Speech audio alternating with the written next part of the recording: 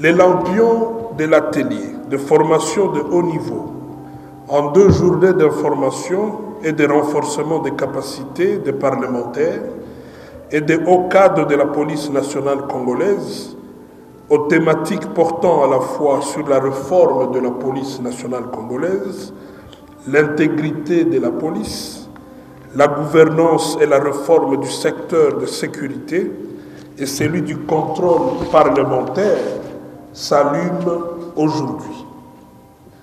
J'ai la ferme conviction que ces travaux seront porteurs de nombreux bénéfices, d'une part en vue de la construction d'une police pétrie davantage de valeurs, d'intégrité et de bonne gouvernance, et d'autre part, enfin, d'intérêt, un contrôle parlementaire idoine de la police.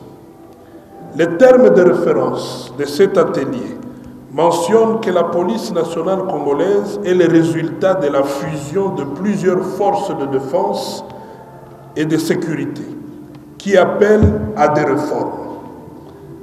Je note pour ma part qu'apprendre est un gain. Tant que la masse de chair, appelée cœur, continue à battre au-dedans de chacun de nous au rythme voulu par le Créateur, il sera toujours important et nécessaire de continuer à apprendre. S'agissant de l'impérieuse nécessité de la réforme de la police nationale congolaise, la République démocratique du Congo dispose de 2 documents clés de la réforme de la police. Il s'agit, 1. Le cadre stratégique de la réforme de la police nationale congolaise, qui entend induire une police professionnelle, républicaine, respectueuse de droits fondamentaux et des services. 2. Doctrine de la police de proximité, qui prône l'adoption d'un mode de fonctionnement, d'une philosophie nouvelle de travail permettant d'établir de nouveaux partenariats avec les institutions locales de sécurité et de justice axées sur une gestion partagée de la sécurité à la base. Le présent atelier est largement en arrimage avec les 2 documents de la réforme de la police nationale congolaise en vue d'éviter le ralentissement du processus qui est déjà engagé. C'est avec raison que les parlementaires et les hauts cadres de la police méritent d'obtenir ensemble une bonne compréhension du cadre de la réforme et des principes qui sous-tendent la réforme du secteur de sécurité et de renforcer mutuellement les relations de collaboration.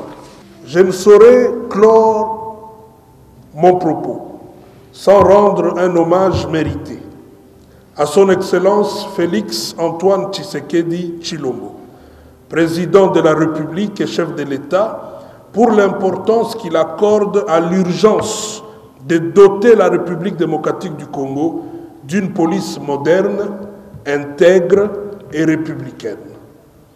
C'est ici le lieu pour moi de témoigner toute ma reconnaissance à Monsieur l'ambassadeur de l'Union européenne en République démocratique du Congo et à Madame la représentante du Centre pour la gouvernance du secteur de la sécurité, Genève, pour leur sens de collaboration en vue de l'organisation effective du présent atelier.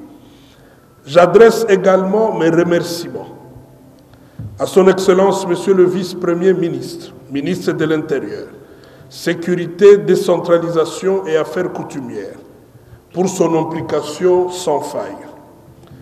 Mes remerciements aux premiers d'entre les parlementaires pour avoir accordé la tenue de cet atelier dans ce merveilleux cadre de la salle de banquet du Palais du Peuple. La réforme à laquelle nous serons exposés en ces lieux doit nous permettre de rompre avec les pratiques d'autrefois et nous placer sur le promontoire requis.